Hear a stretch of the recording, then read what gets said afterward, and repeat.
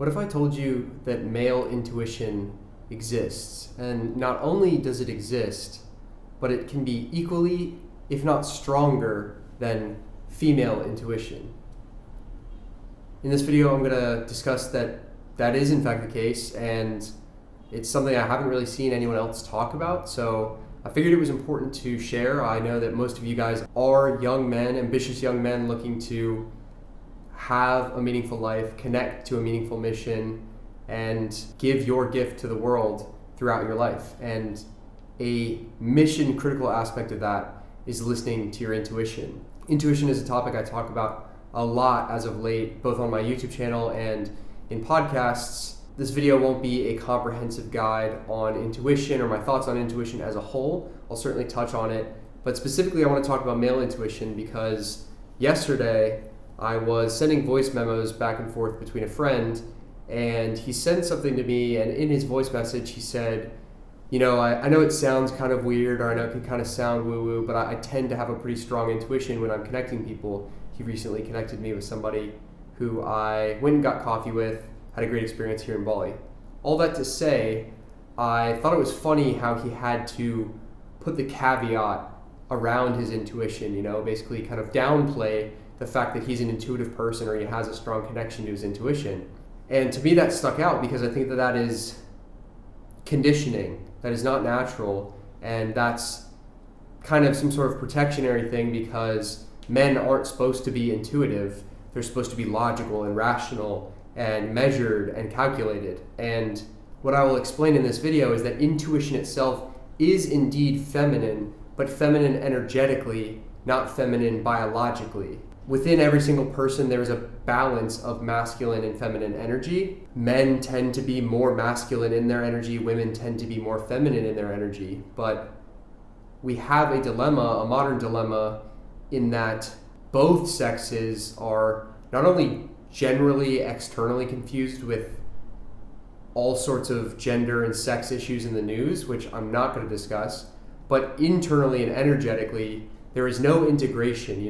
My generation, the generation before that, it's been a long time, unless you had a very conscious and special sort of upbringing in the West, that your parental unit was able to teach you and model to you the integration of both the feminine and masculine energy within you. So if you were a guy, a young man raised in the West or America, like myself, you were probably praised for the masculine efforts and things that you did. If you had a really good disciplined routine, if you were very orderly, you were good at memorizing things, you were good at structure. All of those things are amazing. They're necessary to accomplish great things, and they're the generative force that takes things from the immaterial world into the material world. That is the imperative of the masculine energy. But the feminine is the container for creativity and art and poetry and contemplation of large ideas to flow in. And if you cut yourself off from that, you're discarding this hugely magical and powerful tool that you have as a man or as a person altogether. Even women have struggled with this same thing. They've been disconnected from their intuition because they've been told to think rationally and logically. What's the explanation for that?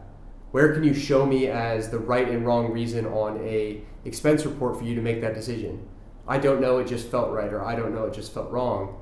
Is and always will be a good enough reason, because your intuition on the spiritual side, in my opinion, is your connection to God, your higher self, the universe, whatever. It's guiding you towards the thing that is ultimately best for yourself. It's your internal compass that never is wrong. But if you continue to reject it, you're establishing a horrible relationship. Imagine somebody coming to you and giving you advice and you ignore it. And then they come to you again with another piece of advice. And in the ignoring of the advice, you continue to not get the results and you keep going back to them, but what should I do this time? How many times until they stop giving you advice or stop speaking as loudly or coming to you voluntarily with advice? That's your intuition. Reverse the scenario. They come to you with advice that they think will help you, and you listen and take action, and lo and behold, it helps you. You're grateful for them, and they're excited because they wanted to help you and they saw it happen through their advice. That's your relationship to your intuition. And as a man, you have access to that power. But intuition is a feminine energy, which means for her to present herself to you, she needs to feel safe.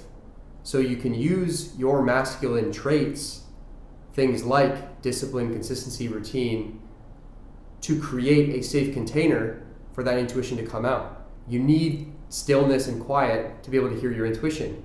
So the masculine side of that is make sure that somewhere in your daily routine every day, you have room for stillness, whether it's a meditation or a solo walk or something to that effect. The masculine creates the structure and the feminine fills that structure. You create the outbound call to God for advice in prayer, and your intuition is the response. It's the answer to that call. And it is not that women have better intuition than men. It is just that they are better connected to their intuition on average than men are. Because one, they are naturally feminine, so there is kind of an inbuilt connection to that intuition, but they haven't spent their entire life rejecting the advice of their intuition. They haven't been bastardizing this connection to this magical superpower that they have. And again, it's not to put blame on you, the young man. You are participatory in it, and unfortunately, the external world has been reinforcing this. The further I go down this journey of spirituality, exploration of truth, and then my personal life as my data set and case study, the greatest things that can happen in your life are incalculable and unexplainable, and they're behind the decisions you make because you just feel like it's the right decision at the time. And an additional encouragement to yourself, who maybe you haven't had this long track record of connecting to your intuition or listening to those intuitive calls. You may feel like, I really should book that trip, or it probably is time for me to quit my job, but then the rational mind comes in and somebody's like, yeah, well, what's your plan? Or how is that going to work out? And they ask all these questions that immediately start stifling that magic and that connection and that intuitive push, so you ignore it. If you're in that state and you want to start to reconnect to your intuition and maybe take some of those early leaps of faith, you owe absolutely nobody, and sometimes even including yourself, a rational explanation for why. It is a good enough reason to say, I just didn't feel like we had a good connection, to walk away from a relationship. It is a good enough reason to say, I'm not enjoying this job, or it doesn't feel particularly aligned, to leave that job. Same thing with cutting off friendships, moving to a new city, taking a trip out of the blue, changing your hairstyle, getting a tattoo. Obviously tattoo, a bit of a permanent decision, but whatever it is that you feel at any point in time intuitively called or pulled towards, honoring that will never bring you or the people around you harm. And that is the caveat that I immediately hear someone pushing back with, well, what is my intuition is to go and harm somebody or commit a crime. Should I listen to my intuition then? That is not your intuition. Whatever voice told you to do that is not from your intuition, because your intuition only acts in your and everyone else's highest good, because it is your connection to God and to the love that connects us all anyway. Your intuition itself would never be driving you towards a decision that would harm you or take you to a place that you aren't meant to go. It's a compass. You can't yell at a compass for pointing at the true north, even if true north makes you take a very difficult hike. The difficult hike is to make you a better person. Your intuition is never wrong. We just don't have a way to know or see the entire map.